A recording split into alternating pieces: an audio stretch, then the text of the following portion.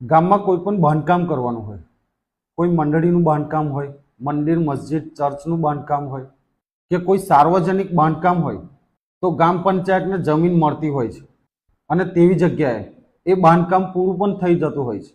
પરંતુ જ્યારે વ્યક્તિગત માંગણી હોય છે, ઘરથાળ માટેની માંગણી હોય છે, પ્લોટ માટેની માંગણી હોય, ત્યારે ગ્રામ પંચાયતમાં તલાટી કમ મંત્રી હોય કે સરપંચ હોય, એક વસ્તુ ચોક્કસથી સાંભળવા મળે કે આપણી પાસે ગામ તળ નથી, આપણી પાસે સરકારી જગ્યા નથી, તો કઈ રીતે તમને પ્લોટ આપીએ?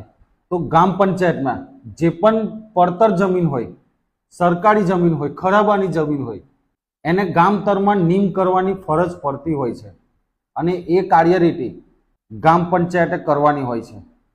અને તાલુકાના ઉપરી અધિકારી એટલે કે મામલતદારશ્રીની ગામતર નીમ કરવાની જવાબદારી રહેતી હોય છે.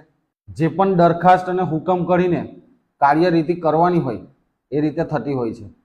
આગળના તમામ વિડીયોમાં ગામતર કઈ રીતે નીમ થાય છે એ વિશેની ચર્ચા કરીશું.